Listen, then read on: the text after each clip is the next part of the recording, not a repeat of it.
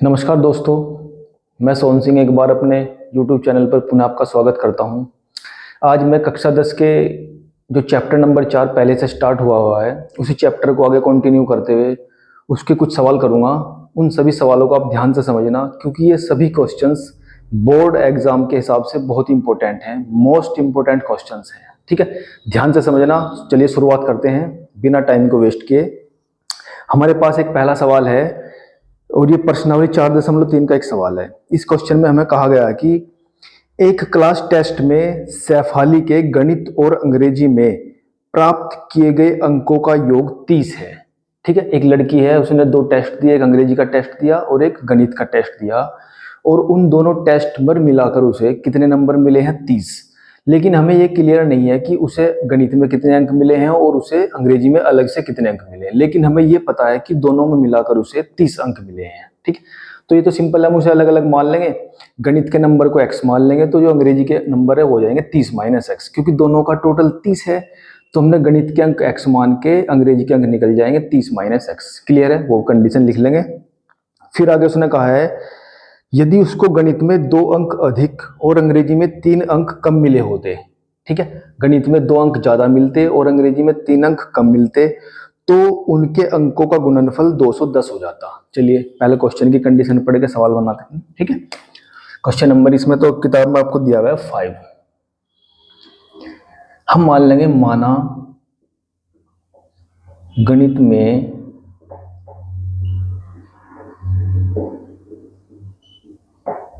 प्राप्त अंक जो उसने टेस्ट दिए हैं उसमें हमने मान लिया कि गणित में से कितने अंक मिले हैं? x। जब उसे गणित में x अंक मिले हैं तो अंग्रेजी में हो जाएंगे इसके अंग्रेजी में प्राप्त अंक, क्योंकि दोनों को मिलाकर उसे 30 नंबर मिले हैं और अंग्रेजी गणित का भाग हमने कितना मान लिया है? x, तो इसका मतलब अंग्रेजी में उसे मिलेंगे 30 - x। क्लियर है? चलिए, ये तो पहली कंडीशन आपको सवाल के अनुसार बना ली।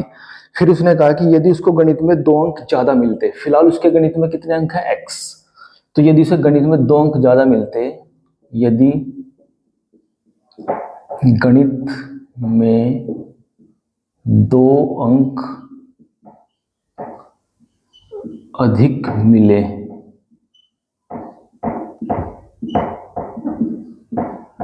तो गणित में प्राप्त अंक हो जाएंगे इसके, अब नए जो वाले अंक हैं, गणित में प्राप्त अंक हो जाएंगे x + 2, क्योंकि पहले से प्राप्त थे कितने? x, अब 2 अंक ज्यादा मिले हैं तो प्राप्त जो अब नए अंक हो जाएंगे वो हो जाएंगे x + 2। और अंग्रेजी में से 3 अंक कम मिले हैं। पहले कितने अंक मिले हुए हैं? 30 - x, इसमें से 3 और कम हो जाएंगे तो अंग्रेजी के अंक मिल जाएंगे नए वाले। तो अंग्रेजी में प्राप्त नए अंक आपके पास हो जाएंगे 30 - x, इसमें से आपको 3 और अंक कम करने हैं तो आपके पास देखो 30 में से 3 गए, आपके पास हो जाएंगे 27 - x। ठीक है जी, ये कंडीशन बनी है। अब वो कह रहा है कि ये जो से गणित में 2 अंक ज्यादा मिले हैं और अंग्रेजी में 3 अंक कम मिले हैं, इन दोनों का जो गुणनफल है वो 210 के बराबर है। ठीक है, तो x + 2 और 27 - x, इन दोनों का जो गुणनफल है यानी कि x + 2 और 27 - x का जो गुणनफल है वो 210 के बराबर है परसेंट के अनुसार। ठीक है, कोई दिक्कत वाली बात नहीं होनी चाहिए क्योंकि ये परसेंट में दिया गया है। अब हमें क्या करना है? इन दोनों की मल्टीप्लाई करनी है, यानी कि जो दोनों ब्रैकेटें हैं मल्टीप्लाई करके ऑपरेट करना है। x के साथ आ जाएगा 27 - x, पहले ब्रैकेट का पहला पद, फिर पहले ब्रैकेट का दूसरा पद और दूसरा ब्रैकेट उसके साथ एज इट इज आ जाएगा और इज इक्वल टू 210। ठीक है, x की मल्टीप्लाई करेंगे अंदर हो जाएगा 27x - x की मल्टीप्लाई x में करेंगे x² प्लस 2 की मल्टीप्लाई 27 में 54, 2 की मल्टीप्लाई x में करेंगे तो -2x is equal to 210। Square वाले को पहले लिख लिया आपने, x² हो जाएगा 27x और 2x माइनस होंगे तो बचेगा आपके पास 25 यानी कि 25x और प्लस हो जाएगा 54 यानी कि 54 - 210 और इज इक्वल टू 0, क्योंकि अगर हमें द्विघात समीकरण बनानी है तो सारे के सारे पद एक साइड लेने पड़ेंगे लेफ्ट साइड में, इसलिए 210 को भी हमने बाई साइड ले लिया और इधर आकर वो क्या हो गया माइनस। चलिए थोड़ा सा ऑपरेट कर लेते हैं, minus x square plus 25x, 54 से जब आप 210 घटाएंगे तो माइनस के बचेंगे 210, 156 बचेंगे आपके पास। ठीक है, क्योंकि बड़ी संख्या माइनस है तो घटाने के बाद माइनस की संख्या बचनी है कितनी, 156 यानी कि 156। अब देखिए एक्स स्क्वायर वाला जो पद है वो माइनस का है, तो उसे प्लस करने के लिए हम पूरी इक्वेशन को के साइन चेंज कर लेते हैं। ये हो जाएगा प्लस, ये हो जाएगा माइनस और ये हो जाएगा आपका प्लस और इज इक्वल टू हो जाएगा 0। सबसे मेन काम था वो द्विघात समीकरण बनानी जिसे हमें सॉल्व करना है। वो इक्वेशन आपके सामने बन के तैयार है, X square minus 25x plus 156 is equal to 0। अब आपको क्या करना है, इसके साथ जो नंबर होता है उसकी मल्टीप्लाई यहाँ करते हैं तो वो नंबर आपको क्या मिलेगा, 1 इंटू 156 इज इक्वल टू 156 ही मिल जाएगा। 156 के अब आपको ऐसे टुकड़े करने हैं यानी कि ऐसे फैक्टर करने हैं जिन्हें ऐड करके आपको 25 मिले। ठीक है, दो नंबर ऐसे पकड़ लीजिए, ठीक है, जिनका मल्टीप्लिकेशन 156 हो और उन्हें ऐड करके आपको 25 मिले। ठीक है, यानी कि दो नंबर ऐसे पकड़ ले जिनके लास्ट दो डिजिट का मल्टीप्लिकेशन 6 मिलता हो, क्योंकि हमारे पास लास्ट में क्या आ रहा है 6।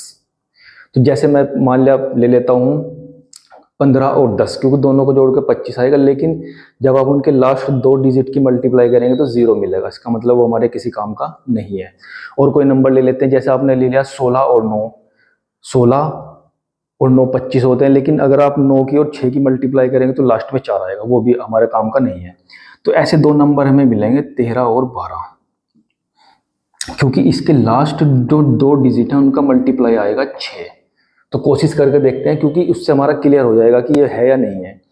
तो जब आप 13 की मल्टीप्लाई 12 में करेंगे तो 12 तिया 36, 1 12 1 12 और 3 15, तो 156 मिल गया हमें। तो वो फैक्टर हमारे पास क्या है 13 और 12, उन्हें यहाँ पे पुट करेंगे। आप अपने अनुसार सोल्व करते चले जाएंगे जैसे आप द्विघात समीकरण को सोल्व करते हैं। पहला पद एज इट इज, लास्ट का पद एज इट इज, क्लियर है।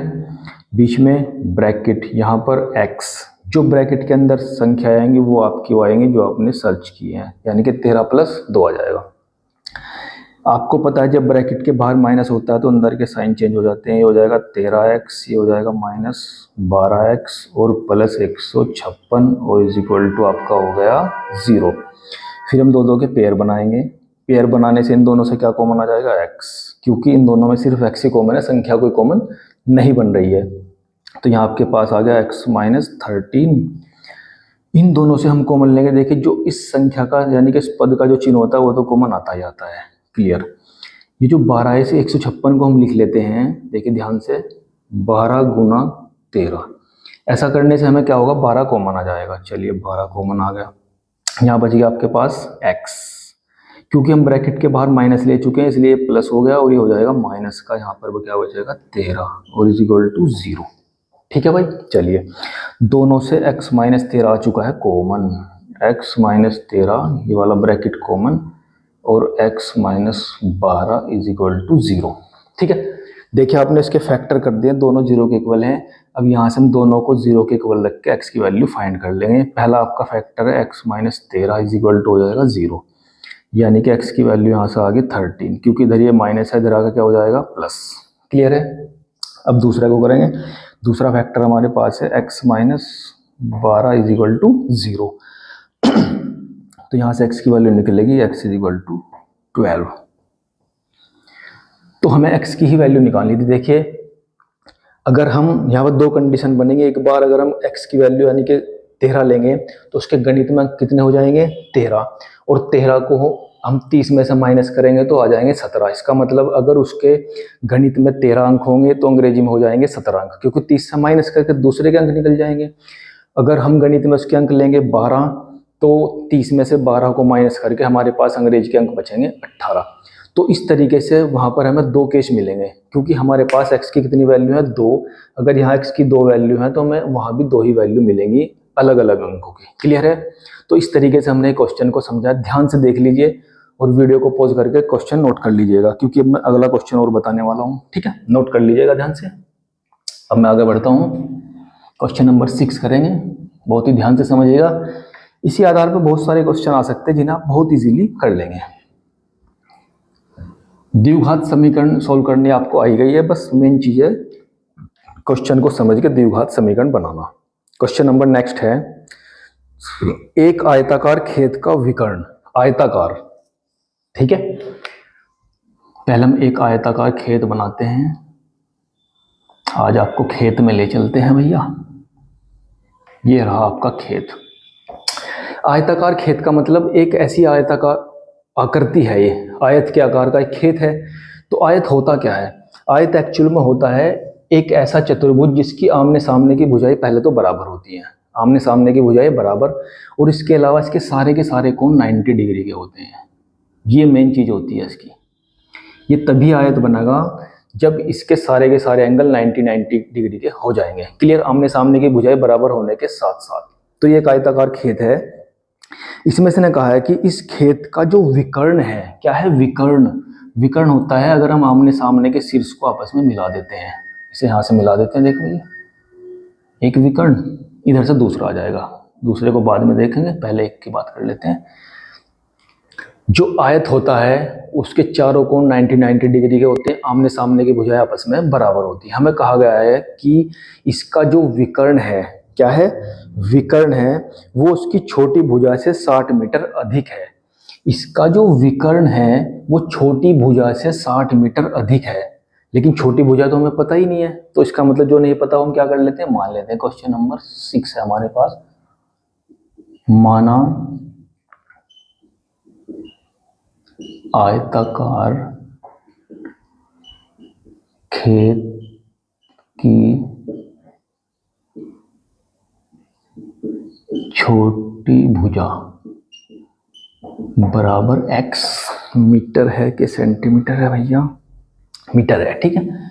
क्वेश्चन में आपको क्या दिया गया है? मीटर। खेत है तो मीटर में होगा, सेंटीमीटर में तो होगा नहीं।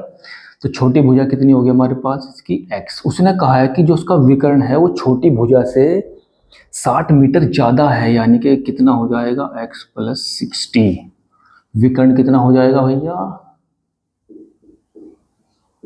x plus 60 metre. क्लियर है जी? 60 मीटर ज्यादा है। दूसरी बात आगे बढ़ते हैं। यदि बड़ी भुजा छोटी भुजा से 30 मीटर अधिक हो। अब बड़ी भुजा तो ये लंबाई होती है, चौड़ाई होती है, ये इसका विकर्ण है। तो विकर्ण छोटी भुजा से 60 मीटर ज्यादा है, और जो बड़ी वाली भुजा है वो छोटी भुजा से 30 मीटर ज्यादा है, यानी कि x प्लस 30 हो जाएगी यहां से यहां तक। तो बड़ी भुजा हमारे पास आ गई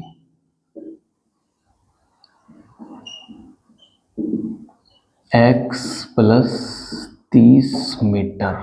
चलिए अब ध्यान से आप देख पा रहे हैं, अगर मैं इनका नामकरण कर देता हूं A B C D, इसका ये वाला कोण 90 डिग्री है, ठीक है। ये क्या है? इसका 90 डिग्री। जो आयताकार भाग है उसके हमने दो भाग कर दिए विकर्ण से। तो विकर्ण से जो आपने इसके दो भाग किए तो दो त्रिभुज बन गए अलग अलग, एक ऊपर और एक नीचे। तो ध्यान से देखिए, जो नीचे वाला त्रिभुज है वो एक समकोण त्रिभुज है ABC। और समकोण त्रिभुज की क्या प्रॉपर्टी होती है? ये इसका कर्ण होता है जिसे हम विकर्ण कह रहे हैं, ये इसका आधार होगा और ये इसका लंब होगा। तो अगर हमारे पास एक समकोण त्रिभुज है और उस समकोण त्रिभुज की हमें आधार लंब और कर्ण, ये तीनों चीज पता है, तो हम पाइथागोरस प्रमेय लगा सकते हैं उसमें, क्योंकि समकोण त्रिभुज में पाइथागोरस प्रमेय ही अप्लाई होती है, ठीक है। चलिए तो यहाँ लिखेंगे त्रिभुज ABC में, जो कि क्या है? समकोण त्रिभुज है, समकोण त्रिभुज है। क्लियर है भाई? चलिए, प्रॉपर्टी होती है कर्ण की घात 2 बराबर होता है लंब की घात 2 प्लस आधार की घात 2। देखिए हर सवाल अलग टाइप का होगा, बस हमें सवाल को पढ़ के, यानी कि उसमें जो कंडीशन दी गई है उस कंडीशन को बहुत डीपली पढ़ के हमें एक इक्वेशन बनानी है जो द्विघात समीकरण बनेगी। और जैसे ही द्विघात समीकरण बनी उसे आपको सोल्व करना आता ही है। चलिए तो कर्ण लंब आधार, कर्ण हमारे पास कितना है? x प्लस 60, x प्लस 60 की घात 2 बराबर लंब कितना है? x, यानी कि x स्क्वायर हो जाएगा, प्लस आधार कितना है? x प्लस 30, यानी कि x प्लस 30 की घात 2। यहाँ पे बस हमें इनके सूत्र खोलने हैं, यहाँ a प्लस बी का होल स्क्वायर और यहाँ भी। तो सूत्र क्या होता है, एक्स स्क्वायर ए की घात 2 प्लस बी की घात 2 प्लस 2a इंटू बी। ये तो खुल गया, इधर आ जाओ, एक्स स्क्वायर प्लस, यहाँ पर भी ऐसे ही खोल लेंगे सूत्र, एक्स स्क्वायर प्लस 30 का square plus 2 into x into 30। थोड़ा सा सोल्व करेंगे बस, आपका एक इक्वेशन बनने वाली है बहुत ही जल्दी। 60 का स्क्वायर करेंगे, 6 छंग 36 और एक जीरो की डबल जीरो हो जाएंगी, 60 दूनी 120 एक्स हो जाएगा is equal to X square, और एक्स स्क्वायर कितना हो गया आपके पास 2x स्क्वायर। चलिए कोई नहीं लिखा गया है, तो 3 का स्क्वायर हो जाएगा 9 और डबल जीरो हो जाएगी, और ये हो जाएगा 30 दूनी 60 एक्स। क्लियर है। चलिए अब हमें क्या करना, इन सबको इधर लाना है, क्योंकि हमारा काम क्या होता है, जब हम द्विघात समीकरण बनाते हैं तो द्विघात समीकरण में सारे के सारे पद हमारे पास बाईं साइड में होने चाहिए, तो सारे के सारे पद इधर आएंगे। तो X square plus 3600 120 x minus 2x square minus 900, और ये भी माइनस हो जाएगा इधर आके 60 एक्स इज इक्वल टू 0। तीनों के तीनों पद इधर आकर माइनस हो चुके हैं। देखिए थोड़ा सोल्व करेंगे, एक्स स्क्वायर से 2x स्क्वायर माइनस होगा तो माइनस का 1x स्क्वायर बचेगा, 120 एक्स से 60 एक्स जाएंगे तो प्लस के बचेंगे आपके पास 60 एक्स। 3600 प्लस का है, 900 माइनस का, तो 3600 से 900 जाएंगे तो आपके पास बचेगा प्लस का 2700, और इज इक्वल टू उधर क्या है आपके पास ऑलरेडी 0 पहले से है। क्लियर है। अब हमें क्या करना, देखो मैंने बता दिया अगर यहाँ पर एक्स स्क्वायर के साथ माइनस हो तो सबके साइन चेंज कर लेंगे, और हमें इसे प्लस करना बहुत ज़रूरी होता है। एक्स स्क्वायर ये हो जाएगा आपके पास माइनस 60x और माइनस 2700 बराबर 0। बन गई ना द्विघात समीकरण। बस मेन काम तो यही था, द्विघात समीकरण बनाना। अब हम इस द्विघात समीकरण को वही फैक्टर ढूंढेंगे। देखिए एक्स स्क्वायर के साथ कोई नंबर नहीं है, एक है, तो एक के गुना 2700 में करेंगे। 2700 कैसे फैक्टर करने हैं, जिन्हें माइनस करके आपके पास 60 आए। बहुत ईजी है। देखिए 2700 यानी कि 27 ही समझ लो, क्योंकि 0 की बात बाद में कर लेंगे। 27 के ऐसे फैक्टर कीजिए जिन्हें माइनस करके आपको क्या मिले 6। 27 के देखिए जितने भी 27 के फैक्टर हो सकते हैं आप दिमाग में सोच लेना। मेरे पास मुझे मिल चुके हैं 9 तिया 27 हो जाएंगे, लेकिन हमें इनके साथ 2 जीरो चाहिए, तो 90 और 30। तो 90 से अगर आप 30 को गुणा करेंगे तो कितना आएगा 2700, और माइनस करेंगे 90 से 30 को तो आपको मिल जाएगा 60 ही तो चाहिए आपको। चलिए तो वही आप फैक्टर करेंगे। अब एक्स स्क्वायर पहला पद as it is minus last का पद एज इट इज, बीच में आपका ब्रैकेट रहेगा, ब्रैकेट के अंदर आएंगे 90 माइनस 30 और यहाँ पर आ जाएगा एक्स। एक्स स्क्वायर ब्रैकेट के बाहर माइनस हो तो अंदर के दोनों साइन आपको चेंज करने पड़ेंगे। ये 90x हो जाएगा, ये 30x हो जाएगा, और माइनस 2700 बराबर 0 तो लेके चलना है क्योंकि द्विघात समीकरण है। क्लियर है। दोनों से x कॉमन आया यहाँ पर, ठीक है। दोनों से क्या कॉमन ले लिया हमने x, तो यहाँ पर आपके पास बचा x माइनस 90 प्लस, क्योंकि इसका चिन्ह प्लस कॉमन आता है यहाँ पर, क्योंकि x के साथ 30 है तो इसे हम लिख लेंगे 90 गुना 30। ऐसा करने से क्या होगा, हम 30 को क्या ले लेंगे भैया बाहर ले लेंगे, अंदर कब तक बिठाए रखेंगे। यहाँ पर बचेगा x और यहाँ से बचेगा माइनस 90 और इज इक्वल टू हो जाएगा 0। दोनों के फैक्टर सेम हो चुके हैं, x माइनस 90 और यहाँ पर बचेगा x प्लस 30 और इज इक्वल टू हो गया 0। क्लियर है। ध्यान से देख लीजिए, मैंने जो फैक्टर किए हैं बहुत ही आसान तरीके से समझा दिए हैं। अब हम क्या करेंगे, इन दोनों फैक्टर को अलग अलग 0 के इक्वल रखेंगे। एक बार 90 को, तो देख लीजिए, एक बार मैं रखूँगा x minus 90 is equal to 0, तो यहाँ से x की वैल्यू आ चुकी है 90।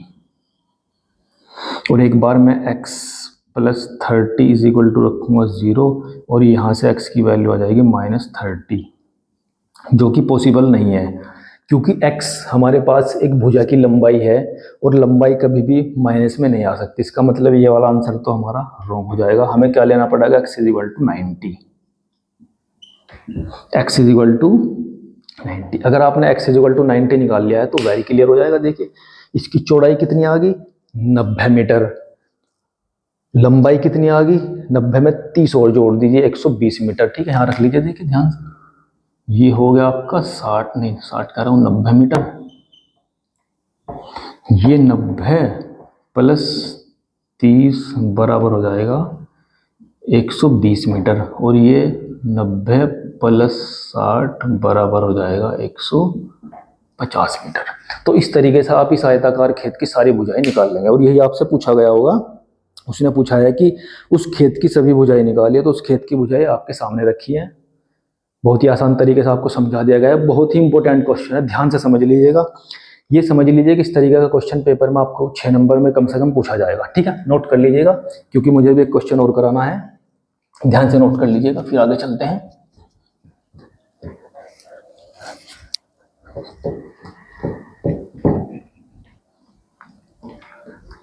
सारा खेल द्विघात समीकरण को हल करने का है और उसे बनाने का है। ठीक है, अगले क्वेश्चन में मैं आपको द्विघात समीकरण बनाऊंगा, सॉल्व आप खुद करेंगे। ठीक है, देखिए हमारे पास एक क्वेश्चन है, दो संख्याओं के वर्गों का अंतर 180 है। हमारे पास दो संख्याएं हैं लेकिन हमें पता नहीं है। सिंपली जो चीज पता नहीं होती उसे मान लेते हैं। तो वो जो दो संख्याएं आपको दी गई हैं, उन दोनों संख्याओं का अंतर, वर्गों का अंतर 180 है। तो हम मान लेंगे, माना क्वेश्चन नंबर आपका शायद 7 है। जी हाँ, बिल्कुल 7 है। तो माना दोनों संख्याएं बराबर x और आपने y, दो संख्याएं मान ली। आपको कहा गया है कि इनके वर्गों का अंतर 180 के बराबर है, यानी कि दोनों के वर्ग किए और अंतर का मतलब उन दोनों का माइनस। तो x square minus Y square is equal to 180, ये आपको क्वेश्चन में दिया गया है। और उसने कहा कि छोटी संख्या का जो वर्ग है, देखिए इनमें छोटी संख्या कौन सी होगी, जो बाद में है, क्योंकि बड़ी संख्या से हम छोटी संख्या माइनस करेंगे तभी तो प्लस की संख्या बचेगी। तो छोटी संख्या है y, तो उसने कहा है कि छोटी संख्या का जो वर्ग है वो बड़ी संख्या के 8 गुने के बराबर है।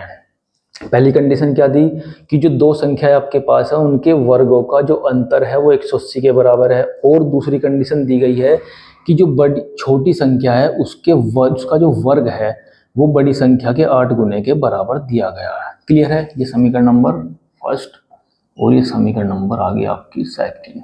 क्लियर है भाई, चलिए अब देखिए वाई स्क्वायर का मान समीकरण सेकंड से फर्स्ट में रख देंगे। वाई स्क्वायर का मान समीकरण सेकंड से फर्स्ट में रखेंगे। तो समीकरण फर्स्ट को पहले नीचे उतार लीजिए जमीन पर, बहुत आसमान में घूम लिए। चलिए Y square is equal to 8x आना है तो X square as it is रहेगा, यहाँ पर 8x आ जाएगा। ये 180 भी इधर आकर क्या हो गया आपके पास माइनस। देखिए बहुत जल्दी द्विघात समीकरण बन गई है, X square minus 8x minus 180, यानी कि आपको देखिए इसके साथ कोई नंबर वापस नहीं है तो 180 कैसे फैक्टर करने, जिन्हें माइनस करके आपको क्या मिलेगा 8। तो दो संख्या ऐसी सोचिए जिनका अंतर कितना हो 8 हो और जिनकी मल्टीप्लाई करने पर आपको 180 मिले। कितना मिले 180। मेरे पास तो वो संख्या है। ठीक है, मैं तो आपको बता ही दूंगा। हमें चाहिए 8। ठीक है, आप भी कोशिश करेंगे, मैं भी कोशिश करूंगा। वो संख्या क्या चाहिए हमें 8 है भैया। इस क्वेश्चन को समझने के लिए बहुत ध्यान से समझना है। चलिए सोचते रहिए, हमें वो संख्या क्या चाहिए 8। 180 कहाँ आ सकता है, देखिए अगर मैं 15 की और 12 की गुणा करूंगा तो 180 मिलेगा, लेकिन अंतर कितना है 3, नहीं चलेगा। अगर मैं 18 गुणा 10 लूंगा 180 आएगा, बस आपका काम हो गया, क्योंकि 18 में से 10 जाकर आपके पास क्या बचेगा 8। क्लियर है, तो ये फैक्टर यहाँ रखेंगे और रखने के बाद आपके पास x की वैल्यू निकलेगी। बस वही तो आपको निकालना मेन काम था, इक्वेशन बनाना। इक्वेशन मैंने बना ही दी है और इक्वेशन को सोल्व करने के आपके पास 2 से 3 तरीके हैं। ठीक है, ये वाला है गुणनखंड का तरीका, एक मैंने आपको बता रखा द्विघाती सूत्र का तरीका, एक बताया है पूर्ण वर्ग बना के। देखो पूर्ण वर्ग वाला थोड़ा सा टिपिकल है, उसे कहीं अप्लाई मत करना ज़्यादा। आप अधिकतर फैक्टर यानी कि गुणनखंड वाला मेथड प्रयोग करना। अगर आपको गुणनखंड नहीं मिल रहे हैं तो द्विघाती समीकरण लगा दिए, उसमें आपको डायरेक्ट वैल्यू रखनी है और एक्स के मान आपको आराम से मिल जाएंगे। Very clear. तो इसके बाद मैंने फैक्टर बता दे, यहाँ पर पुट करना और एक्स की और वाई की वैल्यू फाइंड कर लेना। क्लियर है, तो इस तरीके से आपको इस एक्सरसाइज में क्वेश्चंस मिलेंगे। लगभग इसी टाइप के क्वेश्चन है। कोशिश करूंगा अगर अलग टाइप के क्वेश्चन हो उनकी भी एक वीडियो बना दूं, लेकिन मैंने जो मोस्ट इम्पोर्टेंट क्वेश्चन थे 3-4 वो आपको बता दिए हैं। ठीक है, चलिए इसी के साथ बहुत बहुत धन्यवाद।